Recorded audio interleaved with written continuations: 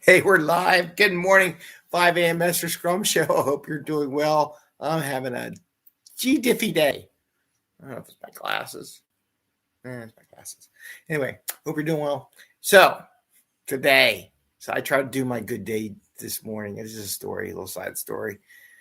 And the guy left his car running for 2 days. My neighbor took the kids to the bus stop and everything. And they're like, oh, yeah, that car and the gray car has been running for 2 days now. I'm like, what? So I go in the car, right? Want to check it's still running. I go look for some information. Parent lives down the street. Knock on the door, ring the doorbell, try to wake him up, tell him his car's running, and then I go back to the car and look for some papers for a phone number because he sure to hell wasn't waking up. Figure maybe dead from a drug overdose. God knows. He probably not. But the guy's walking his dog down. Hey, get out of my car. He's so yelling at me. Even my neighbor who was walking the kids and all, I can hear it all the way down the street. Like, dude, didn't you hear me ringing on your damn doorbell? I was trying to call you. And I showed him my phone, calling the phone number and on a piece of paper on a receipt that was in the car because it was the same name and everything. But you know what? That's your story. I'm not going to say doing a good day is a bad thing because I'm going to say this. Actually, I'm going to call him later or text or whatever, try the phone number that I had and try to recall him after my phone charges up. Because if that guy had that car in his garage, his nice garage, I'm in the city, there's no garage, no indoor parking. If he had that car in his garage, he'd be dead from carbon monoxide poisoning because that car would have been running for a day and a half. He probably literally would be dead because the houses aren't designed to not prevent the carbon monoxide. He would have passed out. So it ran for a day and a half, yet he yells at me. You know what the worst thing is, though? He apologized for yelling at me, but it didn't say thank you, which is sad in this world. It would have been nice to have a thank you. Thank you for trying to get a hold of me. But he just apologized for yelling at me. I said, well, that's fine. But people are like that. And Philly people, I don't know, people in general, they're not your whatever. Everybody has a bad day. Apparently he's going to have a bad day because his car's been running for 2 days. Anyway, that's my little side story, and that's about change. Our topic for today is, can people change? Will people change? So let's talk about that a little bit. And I was listening to Bob Proctor, and who's one of the people from The Secret. If you ever saw that movie or read the book, he said, and maybe he was quoting somebody else, so I don't know the exact thing, and I don't memorize that kind of stuff sometimes. That's what I have to do. He says, it's not that people, and I think he was quoting somebody else, it's not that people won't change. They just don't like to be changed by other people. It's not until they want to change do things change. And how does that affect you as an Agile coach or a Scrum Master when you're a change agent in this whole Agile world? And helping people get better. So we're going to talk about that a little bit today. So I am Greg Mester, Scrum Master and Agile Coach. I hope you're doing well. And we have Bubbles here, who's going to move the camera. Bubbles, you want to say hi? There's Bubbles. She has to be on YouTube for some reason. And I got dog cat right there. So I don't know how this is going to go. Bubbles, you got to stop moving the camera. And we talk about Agile and Scrum in a practical, tactical way so you can bring value to your customer without working crazy hours. And get home to family and friends so you can get yelled at by your neighbor for doing a good deed like I did this morning. And hopefully have fun and enjoy life at work and at home. Because if it's not fun at work, it's just not. You're working too many hours not to be fun and enjoying what you do. So, change. Our job as Agile coaches and Scrum Masters are really to help people change to whatever they want to be. Right, to what they want to do. If they're not having fun at work, how do we change that? How do I work with you to help you accomplish where you're enjoying what you do?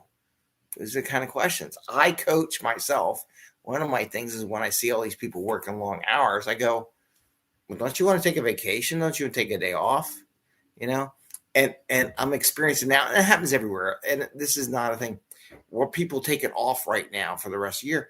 Why aren't they taking off throughout the entire year? Why do they feel like they can't take off? And then you have no production in the last month of the year. What is up with that? Whose idea from a management HR perspective does that absolutely make sense? Let's not take any vacation off because we're working our ass off too many hours and we can't take off at all through the year. And we wait till the end of the year where here in the Northeast, It's cold or whatever, unless you're going to take a vacation to Florida, I guess. But it's like prime Florida time. I'd rather be in the fall when it's not too hot. But what's up with that? So that goes to the change thing. People do not want to be changed. They want to change themselves. If they are into the change, they will make the change. But until they make that decision, they're not going to change. So you're just going to get resistance. If you try to change else without them getting to understand the change and appreciating the change, it ain't going to happen. And just from a practical, tactical way, one, sometimes you got to feel the pain. You're all being all nice and goosey-woosey with people, and they're never going to change because you're making it not painful. When you get pain, sometimes you want to change. Like, if you don't want to go to the doctor, but if it really hurts, you're going to go to the doctor, right? If you can't run anymore, like me sometimes with my knees, but you're going to need to exercise. You need to get there. So when they think this is the way they want, well, who wants to work 60 hours a week? Who wants to work 80 hours a week? If you tell me you do, I'm going to say you're nuts. I'm going to outright call you out. Why? Like when I see people that have it all set up weird, I'm like, how do you do this? I couldn't do this. And they will admit that they can't do it either. When that happens is when you can introduce change and ideas and have a conversation about what would you like to have? What would you envision? How do you envision this actually working? And let's work together to get there. And I'll team up with you. You can use me. You can put ideas against me, how you want to do it. You can talk things out because I'm not going to hold it against you. I'm the coach. I'm just an Agile coach or Scrum Master that's just here to help you, right? And I'm not here I'm just help you think about your process, get it through. Because if I tell them how they should work, without getting them to see the big picture, without understanding the change, without understanding the impact across the whole organization as a whole, they're not going to want to make the change. So all these people want to come down and tell you do this and that. And they don't make them they don't have them understand how it helps them. I help give tools like, okay, this is what you want to do. This is, you're going to get gigged for like, I'm going to say like quarterly evaluation, whatever. Well, how do we help you get a good evaluation besides cheating? I don't want to be I'm a very honest guy. One of the comments you'll hear from Greg is very honest guy, maybe to my fault, right? So I just want to share that with you.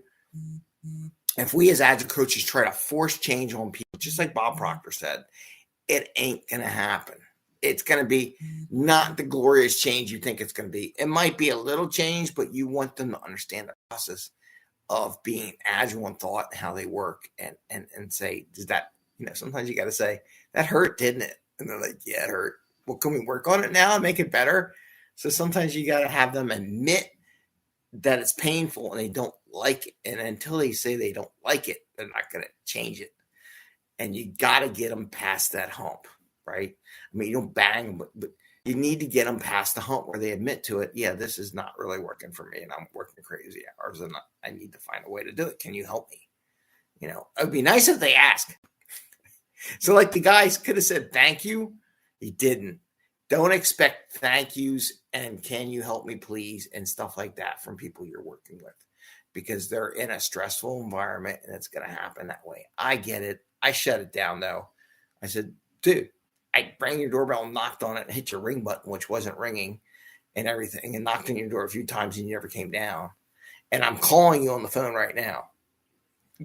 I get it. Someone was in my car, I'd be pissed too. I would say thank you though, but don't expect it. You can't, it's you or I or whatever. You may not get that, but that's okay. It's not a big thing. You just keep moving. My appreciation is the guy's alive. And the car's not stolen or broken into or destroyed. Though I think someone did go through the car last night. So who knows? Anyway, I want to wish you all a happy scrumming today. And just remember, try to work with the people with the change. Don't try to force change on them because it's going to make your life a miserable hell. Okay? With that, happy scrumming. Enjoy it. Bubble says bye. Jerry says, bye, boy. Oh, my little doggy, he just picked me up. I will say I changed because I always said I would never get this little tiny dog. I had a giant, if you remember Cookie, I think Cookie was still on the show when I first, I don't know, it might have passed. She's a 135-pound dog. Now I got this little mutt, a little Chihuahua, and a little Betty dog, and definitely in Bubbles. She thinks she's a dog, though. All right, take care. Have a great day, and see you tomorrow.